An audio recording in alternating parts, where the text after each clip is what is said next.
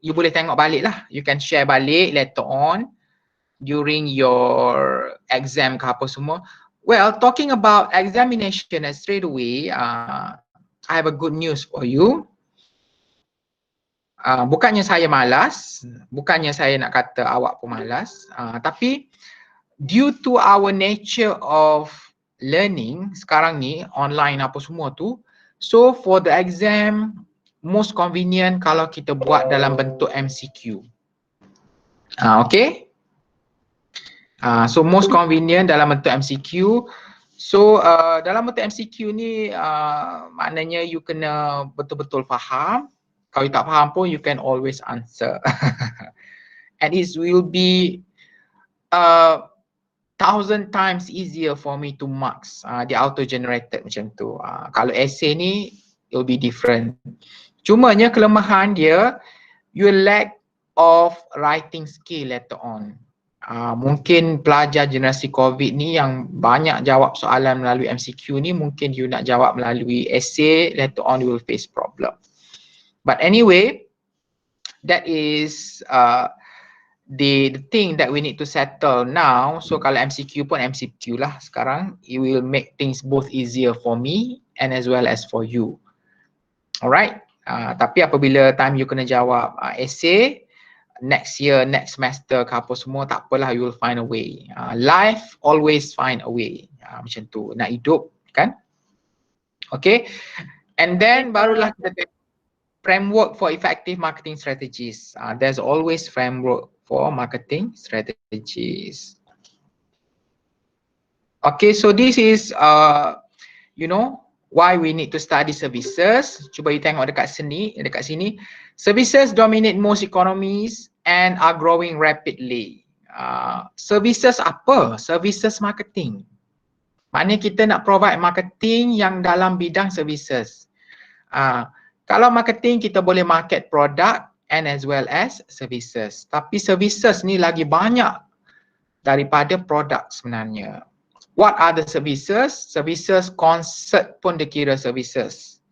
Concert services, seminar pun services, barber pun services, basuh kereta pun services. Those are, you know, those are services. Kalau produk ni benda yang you can buy, take things with you. You know, it's a product lah. Ada material dia. Contohnya you beli makanan, you beli toiletries, those are products. But services, you required the service from the second party or from the third party. Alright, so almost all economies have a substantial service sector. Most new employment is provided by services. Kalau hotels pun, marketing on hotels pun sebenarnya you market dia punya services, bukannya produk hotel. Airline pun services. Okay, so services is actually strongest growth area for marketing.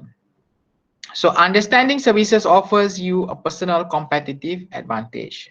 Maknanya kalaulah you ada produk, you need to make sure that the product comes with the services. Sebab itulah dia ada after sales service. Even though you jual produk, you jual mesin basuh ke, bukan you lah.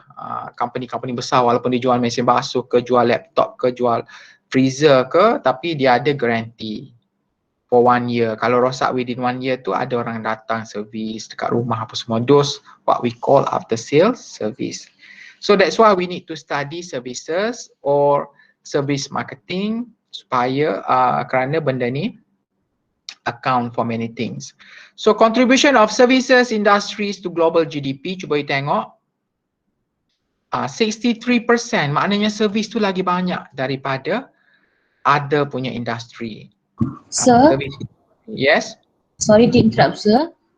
Sir, group 1, I cannot see the slide, sir.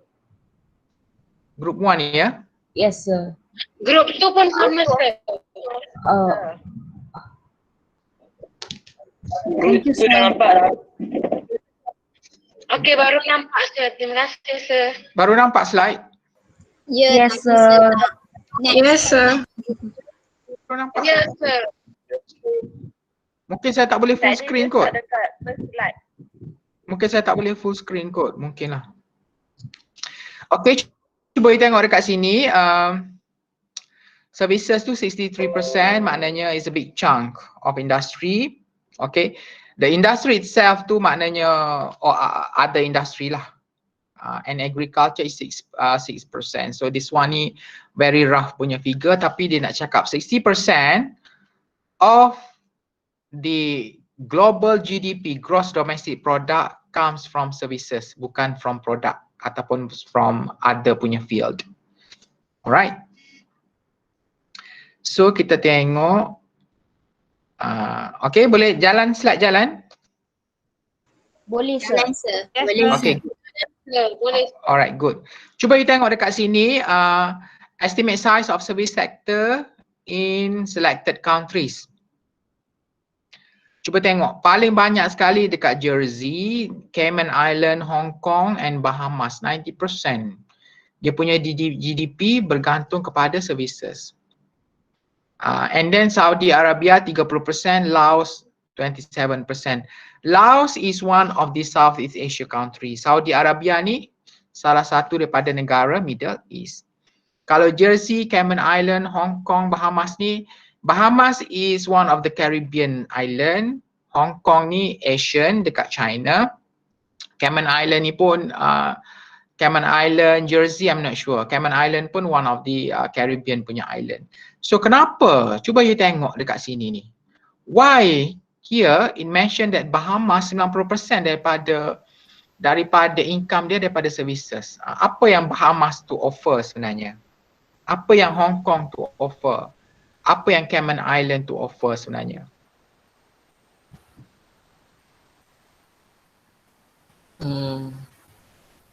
Sebab diorang pulau kot, tak tahu. Dia orang pulau, so kalau pulau tu pelancongan, aktiviti pelancongan. Dia banyak guna transportation water, maybe. Well, that's good. There's nothing wrong. Yes, but maybe it's not account to that much. Cuma kalau you tahu, Bahamas is one of the largest punya banking sector in the world. Maknanya kalau you orang nak sembunyi duit, you boleh sembunyi duit dekat Bahamas. Maknanya there is no other party boleh access duit you tu. Tak tahu you ada berapa ratus juta, berapa ratus bilion. Kebanyakan billionaire dia sembunyi duit dia dekat Bahamas. Okay, Hong Kong as well provide a lot of services, financial services. Financial services ni ialah kalau you simpan duit dekat bank, dapat interest dekat bank apa semua tu, it's good lah. Macam tu. Tapi mungkin kita ni tak terlalu kaya lah sampai ada beratus bilion, 1 trilion ke apa ke semua ke. Nak sembunyi duit kat Bahamas kan. Nak sembunyi duit dekat bank Islam pun RM10 je. Macam tu lah kononnya. Hong Kong, of course, Hong Kong services, Hong Kong ada one of the largest casino in the world as well.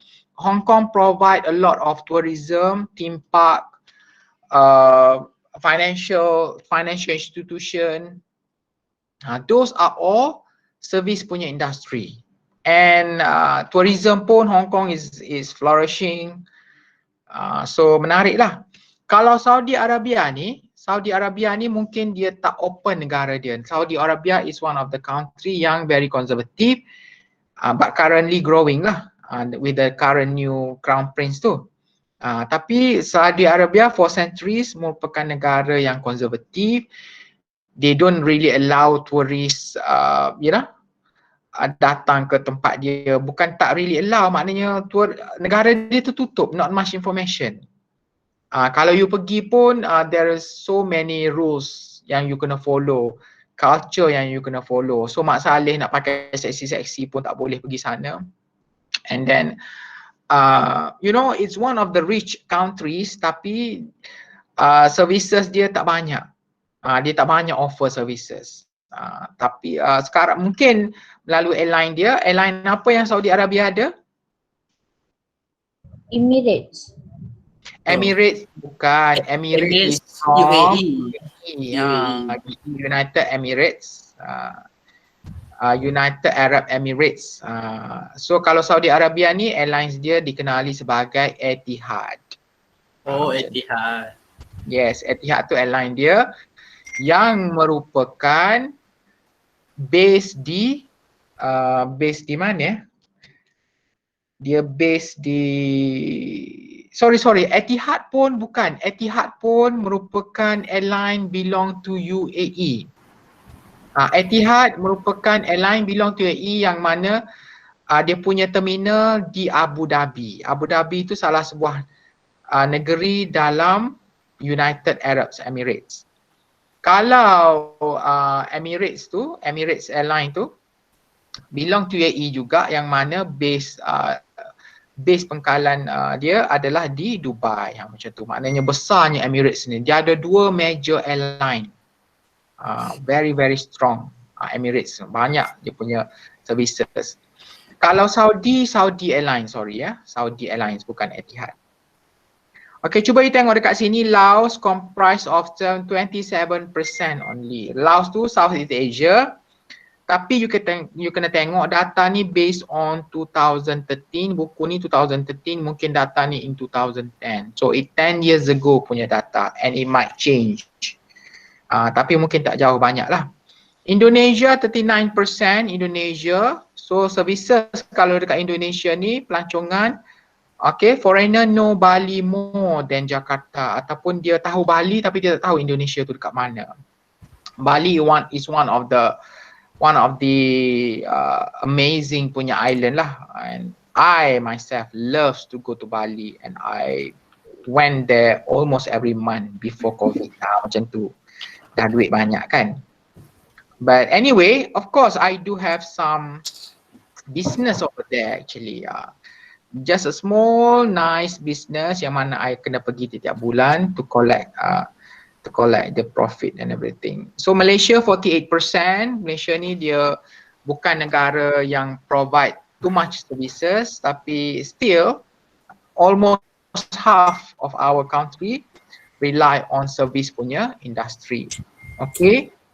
Kalau kita tengok negara-negara atas ni merupakan negara pelancongan lah, Bermuda, Luxembourg pun financial services, UK, Japan, Singapore surprisingly they provide 73% of services. Services apa yang Singapore provide?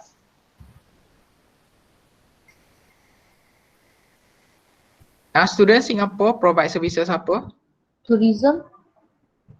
Tourism Singapore nak berjalan dekat mana Singapore? Teknologi. Yes, technology is good. Tourism not really actually, but they do have a prominent airline. Singapore Airlines too is one of the most established airlines in the world. Tak boleh, yelah, memang top 3 airlines in the world. Kan? Malaysia Airlines used to be top 5 airline in the world but not anymore. Kita merupakan 5-star airline ya untuk berpuluh-puluh tahun. Tapi sadly to say 2-3 tahun kebelakangan ini after MH370 memang kita tak dapat 5-star punya airline. So 5-star punya airline dalam dunia ni adalah Emirates pun bukan 5-star. Garuda, yes, Garuda Indonesia. Garuda 5-star. Garuda Indonesia, Eva Air, Singapore Airlines, Southern China Airlines dan apa lagi?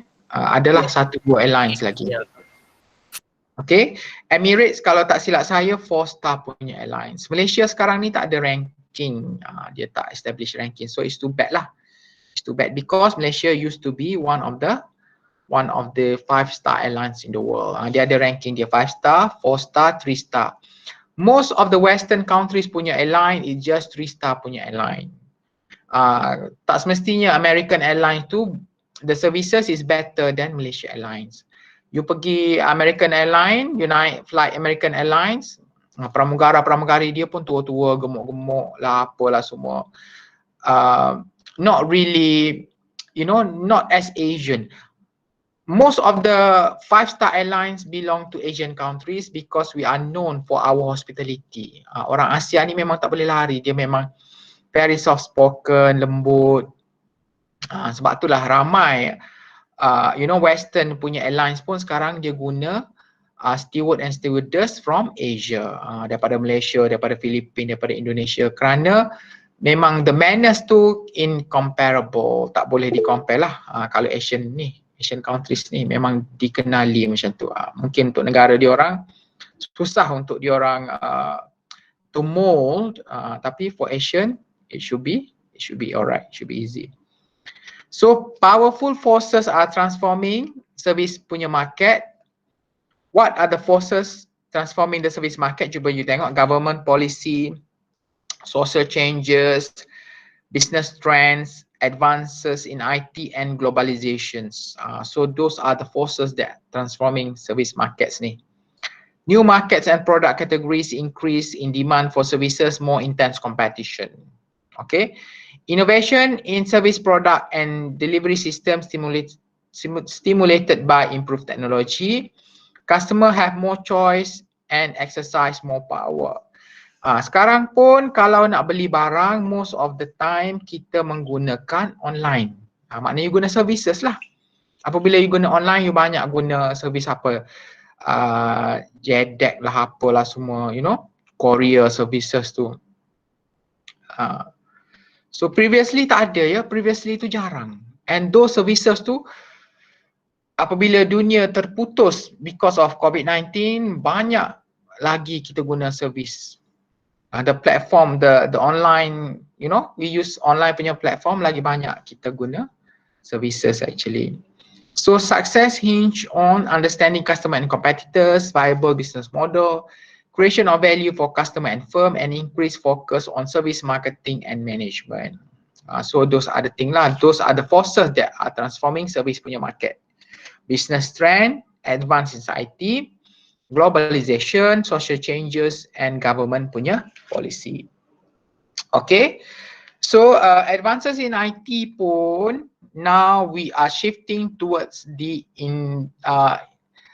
IR, Industrial Revolution 4.0. What is IR? What is IR? You duk dengar IR ni apa? Apakah maksud Industrial Revolution 4.0?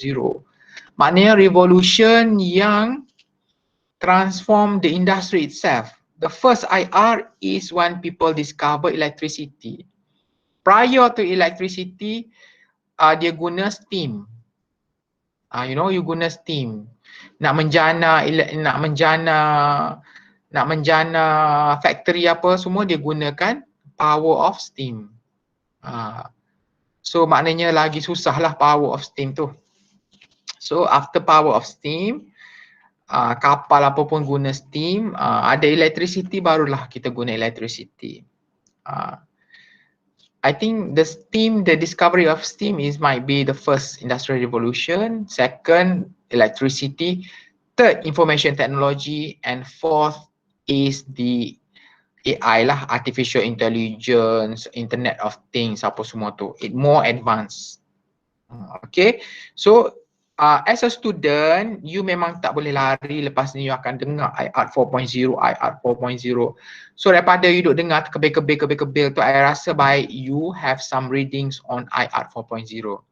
At least kalau you dengar, orang tanya ke, you have some idea. Ni you dengar hari-hari, almost every day, ataupun you dengar in every subject you dengar tapi you tak tahu. You keep yourself ignorance. So benda tu I hope it doesn't happen lah. Contohnya macam kalau dah agama kita ni memang suruh sembahyang, you tahu kena sembahyang tapi you tak tahu nak sembahyang macam mana ataupun you tak sembahyang ke. So you are ignorant actually. Sebabnya kalau you tak tahu benda tu doesn't matter. But then you know it's been mentioned to you over and over. Okay, cuba you tengok government policy ni apa. Dia ni terangkan satu-satu. Social changes macam mana, greater influence, tourism. Okay, before year 2000 ataupun before 21st punya century, tourism is considered as one of the luxury punya item. Tak semua orang boleh melancong. Walaupun bajet tourism. Okey, tahun 90-an nak pergi ke KL, nak naik flight tu merupakan satu benda yang luxury lah. Dan tiket pun bukannya calang-calang harga dia. Harga dia RM300, RM400. Tapi still orang beli kerana pada waktu itu dah tak ada nak naik flight apa lagi. Ada satu je flight iaitu naik Malaysia Airline. RM300 puas hati. Boleh korang-korang boleh experience naik flight. Tapi sekarang dengan adanya AirAsia, flight sampai RM10 ada, RM5 pun ada. RM5 I'm not sure lah, tapi RM10 I pernah dapat. RM100 I dapat. RM300 tu very expensive dah. But during the 90s, during 80s, RM300, RM400. So maknanya, you know, for the tourism, everyone can afford to do tourism because of it's getting cheaper and cheaper, and the world become borderless. Kan dulu nak pergi Bali tu just for honeymoon. Nak pergi Maldives tu for honeymoon only. Pergi London for honeymoon. Once in a lifetime. Nowadays no. People go there just stay for 24 hours, attend meeting dan balik terus. Macam tu saja.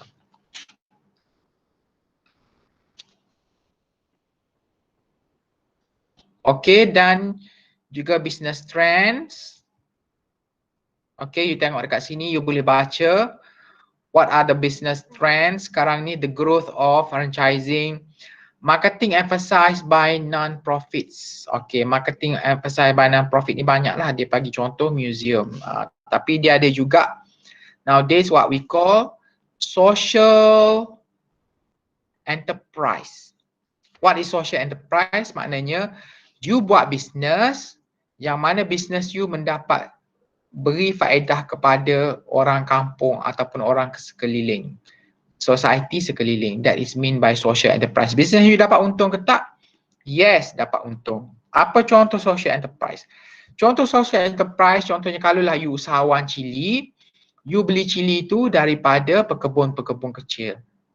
You membantu pekebun-pekebun kecil. Kalau you beli cili daripada pekebun kecil, you pun buatlah sos cili. You bukan beli cili daripada ladang-ladang besar, tak. Okay, so social enterprise is an enterprise yang mana membantu orang-orang yang terpinggir. Okay, you should look and you should read on social enterprise as well, ya, student. Kenapa I sebut macam tu? This is for your untuk bekalan you esok hari. Walaupun bukan subjek ni, you will encounter this term, this subject, this matter along the way selagi you belajar. Kalau marketing for peace, IR 4.0, social enterprise, you akan dengar saja. You akan, you know, orang tu sebut, orang ni sebut. So daripada dah memang you kena tahu, so you ambil tahulah perkara tersebut. Janganlah you pula buat tak tahu. Okay, so globalization pun sama. What does it mean by globalization? Increase international travel, international mergers and alliances, offshoring of customer service. Example, Ford Motor Company. Offshoring maknanya dia buat kilang. Ford ni daripada mana? Ford daripada Amerika. Dia buat kilang dia dekat China contohnya. So dia offshore, dia ada. So kalau untuk market punya China, kilang yang dekat China tu yang provide. Sama juga dengan Honda. Honda dia buka kilang dekat mana? Honda is one of the Japan punya automobile company. Japan ke Korea Honda? I think Japan. Yeah. Japan. Yes, Japan. Tapi apabila dia buka kilang dekat Thailand, so harga Honda murahlah sedikit. Dulu Honda Jazz saja 150,000. Tapi sekarang Honda Jazz available for 70,000-80,000 because dia ada kilang dekat Thailand. Okay. So what are services? Services involve a form of rental offering benefits without transfer of ownership. Itu adalah definition of services according to the textbook lah. Include rental of goods. Marketing tasks for services differ from those involved in selling goods and transferring ownership. Maknanya ownership tak, tapi involve a form of rental. Maknanya you sewa, you pakai servis dia. Kan kalau hotel of course involve rental, tapi kalau flight bukan involve rental ke? Yes, you rental lah kan, you sewa lah maknanya. Nak pergi ke KL tu, contohnya you sewa lah seat tu satu. Okay, what are services? 5 broad categories within non-ownership framework, of which 2 or more may be combined. Rented goods services define space and place rentals, labor and expertise rentals, access to shared physical environments, access to and usage of system and networks. Rented goods services, apa maksud rented goods services?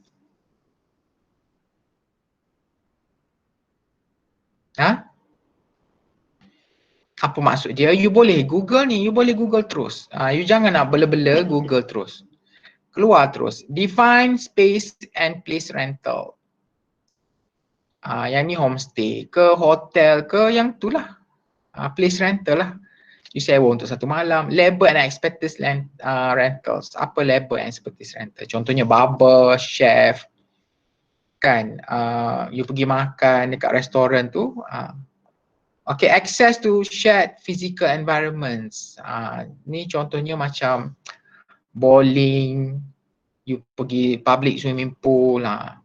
Access and usage of system and networks. Ni pun ada contoh-contoh dia. So I don't want to explain too much.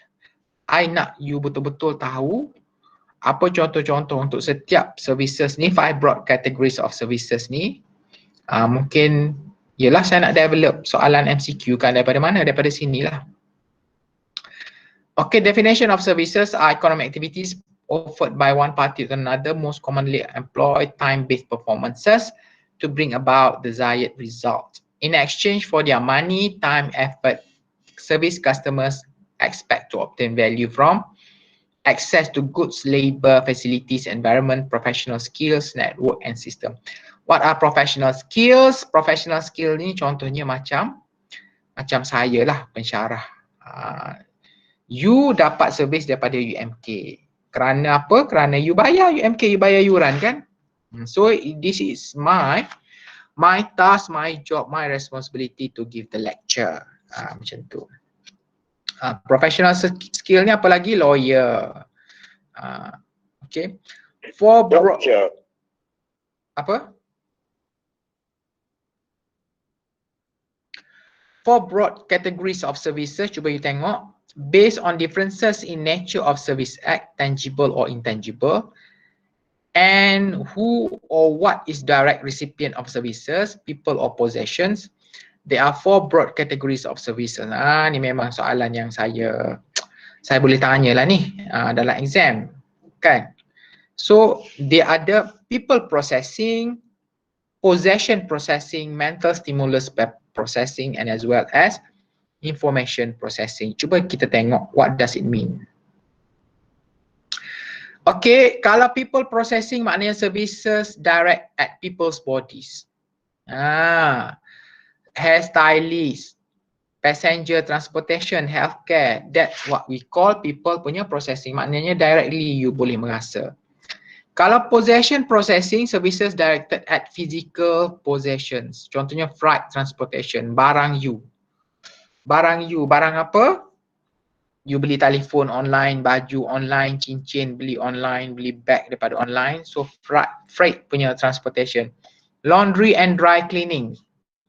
Kan baju you pergi laundry. Bukan you sendiri masuk dalam laundry tu, baju you masuk laundry. Maknanya those are what we call possession. Barang kepunyaan you. Repairs and maintenance, you pergi servis kereta, repair kereta. So those are what we call possession processing. Kalau mental stimulus processing, services directed at people's mind. Contohnya education, advertising, PR, psikoterapi, pergi counselling, stres putus cinta, pergi counselling. You dapat terapi untuk you punya mental stimulus. Education nak dapat first degree, second degree, dapat master, nak dapat PhD, maknanya you guna service, mental stimulus service. Beza dengan mental stimulus, berbeza dengan people. People tu direct kepada tubuh badan you. Tapi kalau mental stimulus tu direct kepada you punya fikiran you. Macam tu. Kalau massage what we call people processing lah, direct kepada badan you. Information processing services directed at intangible punya asset, accounting, banking, legal services, those belong to the information punya processing. Faham? Tak susah kan? Ya. Boleh lah. Boleh lah kan? Okay, cuba you tengok people processing, customer must physically enter the service factory, cooperate actively with the service operation. Managers must think about process and output from customers' perspective to identify benefit created and non-financial costs. Contohnya time, mental and physical effort. Yang tu macam mana kita nak charge service tersebut. Yang ni apa ni? Yang ni merujuk kepada dentist, people lah. Kan? You nak dapat treatment untuk gigi you. Okay, kalau possession processing, customer are less involved compared to people. Involvement may be limited to just dropping off the possession. Production and consumption are separable. Okay, yang ni dia explain balik saja. Mental stimulus, ethical standard required when customer who depend on such services can potentially be manipulated by suppliers. Physical presence of recipient not required. Sekarang ni physical presence required ke tak? Tak required, tapi you belajar. Maknanya you menggunakan mental stimulus punya processing daripada saya yang mengajar subjek ACS 2032. So core content of services is information based, maklumat you nak feed maklumat untuk you punya mental tu. So can be inventory. Inventory tu apa? Boleh direkodkan. Contohnya tadi saya ambil attendance. So information processing is the most intangible form of service output, may be transferred into enduring forms of service output. Line between information processing and stimulus processing may be blurred. Okay, mental stimulus tu directly affected to you. Information processing can be directly or indirectly affected to you. Contohnya you nak guna application MySejahtera. So maknanya you are using information punya processing kan. Sebab dia not directly to you lah, orang lain pun guna juga MySejahtera application tu. Okay, challenges posed by services. Services pose distinctive marketing challenges. There are 8 common differences. Dia kata most service product cannot be inventoried. Intangible elements usually dominate value creation. Services are often difficult to visualize and understand. Customer may be involved in co-production. People may be part of the service experience. Operational inputs and outputs tend to be very more widely. The time factor often assume great importance and distribution may take place throughout non-physical punya channels. So macam mana? Mungkin malam ni saya baik, mood saya baik, so saya layan anda semua dengan baik kan. So you pun puas hati, bagus.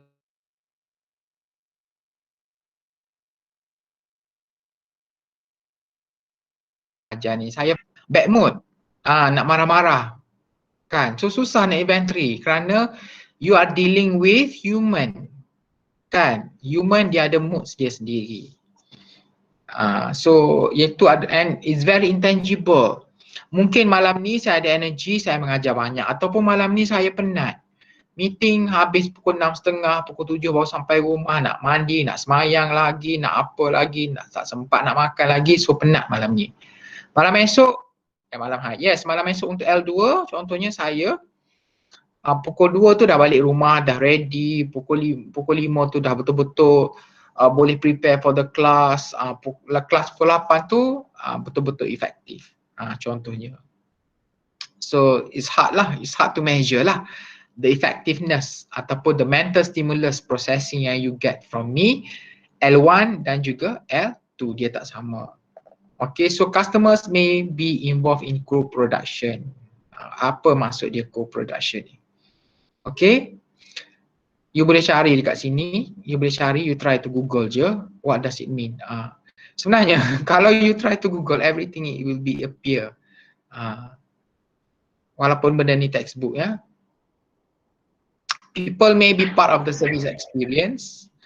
Okay, macam you lah sekarang ni, you take part, you kena datang kelas, you kena dengar, barulah you able to get the services. Alright, cuba kita tengok dekat sini, challenges posed by services, differences, implication and marketing related tasks. Okay. Difference dia apa, implication apa, and marketing related task tu apa. Ini adalah untuk tackle the service itself.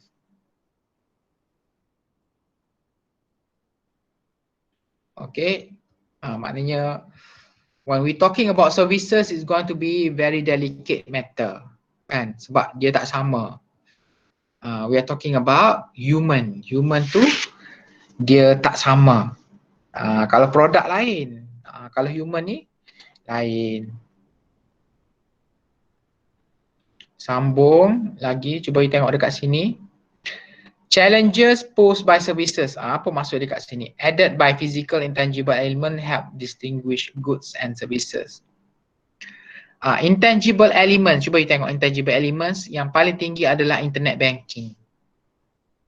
Very intangible. Ada setengah orang experience internet banking, bank Islam tu very easy. Ada setengah orang experience bank Islam tu very difficult. So benda tu susah. So susah kita nak cakap internet banking untuk bank Islam tu susah ataupun senang. Mungkin ada setengah orang suka CIMB Click. Dia prefer. Tapi apabila melalui bank Islam dia rasa payah. Okay, cuba kita tengok very intangible, internet banking, life insurance, consulting, landscape maintenance, airline flight. So those are intangible juga tu. Kan, mungkin time yang you naik bagus, time kawan you naik tak bagus. So sebab itulah hotel ke, anything regarding to services, kalau you tengok review, you boleh generalize. Kalau banyak orang kata tak bagus, maknanya most probably hotel tu tak bagus. Kan, kadang-kadang tu orang ni cakap bagus, orang ni cakap tak bagus, tengok review hotel. So susah you nak decide whether this is a good hotel or not. Okay, physical elements maknanya fast food restaurant, tailored clothing, new car, golf clubs, wine, CD player, detergent and salt. Benda tu very physical. Maknanya kalau dah garam tu memang garam lah, rasa masin lah. Kan tak susah pun kan. Ada garam buluh lah sekarang ni, garam macam-macam jenis juga, garam cautious, salt lah apa. But at the end, salt is salt. To provide the saltiness punya flavor. Okay, so tak banyak lah, tak banyak beza sebenarnya. So you boleh set harga. Okay, salt ni berapa harga dia, detergent ni berapa, CD player ni berapa. Contohnya kalau CD player ni mungkin, yelah doesn't matter lah movie tu best ke tak best ke, kan. Kalau you beli CD movie tu, you kena bayar harga per CD tersebut, bukan berpandukan cerita dalam CD tu sedap atau tak sedap. Kalau wine pun very subjective actually, but still you can measure, kan, sebab ada preferences. Kalau wine ni sebab berkaitan dengan rasa. Okay, yang ini adalah, cuba kita tengok the 7 P's of service marketing. Cuba kita tengok product element chapter 4, place and time chapter 5, price and other user outlays chapter 6, promotion and education chapter 7, process chapter 8, Physical Environment chapter 10 and People on chapter 11. Yang ini adalah, kalau you tengok ni 7 piece ni govern the whole chapter, daripada chapter 4 hingga chapter 7. So maknanya most of the question will come from this chapter lah. 4, 5, 6, 7, 8, 9, 8, 10 dan 11. Sebab these are the platform of the subject, the basic of the subject. Okay, apply the 7 piece of service marketing, applying the 4 piece of marketing to services. Cuba you tengok ada product element apa, you boleh baca. Place and time apa. So I'll just review yang ni, you can go through yourself actually. Okay, price and other outlays. Last kali apa ni?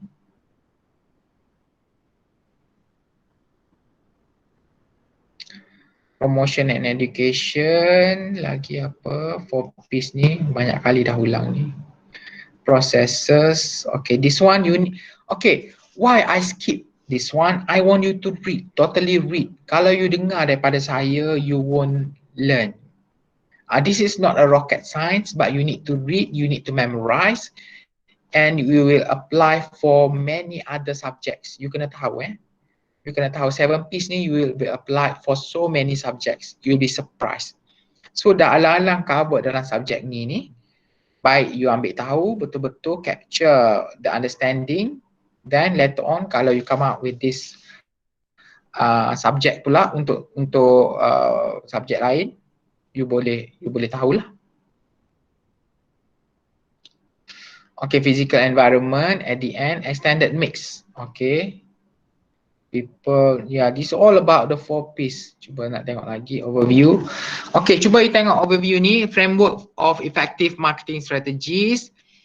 Okay, part 1, maknanya part 1 ni 1, 2, 3, chapter 1 dan 2, 3 on understanding service, product, consumer and market. Those are part 1. Part 2, applying the 4 piece of marketing to services. Part 3, designing and managing the customer interface. Part 4, developing customer relationship. And part 5, surviving the service punya excellent. Yang ini adalah intipati subjek kita. Okay, so it is very very important lah benda ni.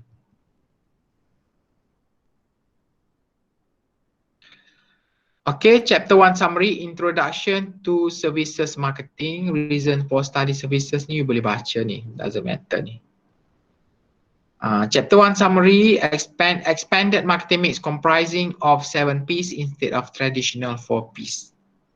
Okay, you kena ingat 7 piece tu apa instead of traditional punya 4 piece. You kena betul-betul ada a great length of notes on this 7 piece. You kena betul-betul baca. Kalau you faham 7 piece ni, 50% of the course ni, kita ni, subjek kita ni, you memang boleh faham lah, tak ada masalah. So framework for developing effective service marketing strategies, understanding product services, consumer and markets, applying the 4 piece of marketing to services, designing and managing the customer interface, developing customer relationship, and striving for excellent market. So that's all for tonight. So at least I've covered chapter 1. You dapat idea, a little bit of idea on service punya marketing. Alright, so any questions so far?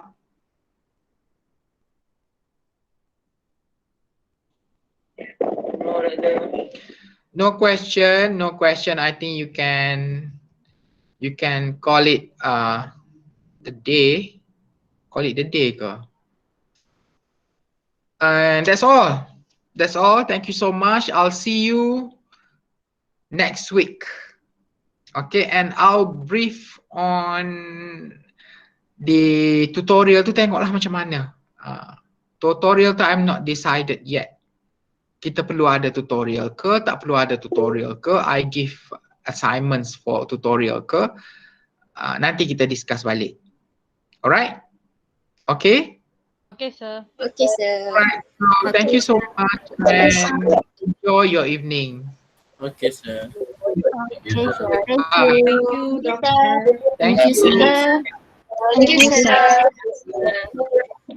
Thank you, sir. Thank you, sir. Salam. Thank you, sir. Thank you, sir. Thank you, sir. Thank you, sir. Thank you so much. Thank you, Thank you, sir. Thank you, sir. Thank you. Thank you, sir. Thank you. Good night. Thank you, sir. Thank you, sir. Thank you. Sir, Thank untuk you, sir. bukan apa, sir? Ha? Untuk buku. Ya, untuk buku rujukan. Macam mana? Untuk buku rujukan saya guna yang ni. Publisher dia Saya- apa? Saya guna Pearson Essential of Service Marketing Second Edition. By apa George Chen Woods ke apa tu George Chen Woods tu this is the one. Yang gambar ni, gambar teddy bear ni. Oh, tadi. Okay, Sir beli kat alright. mana, sir? Shopee ada. Yang- Shopee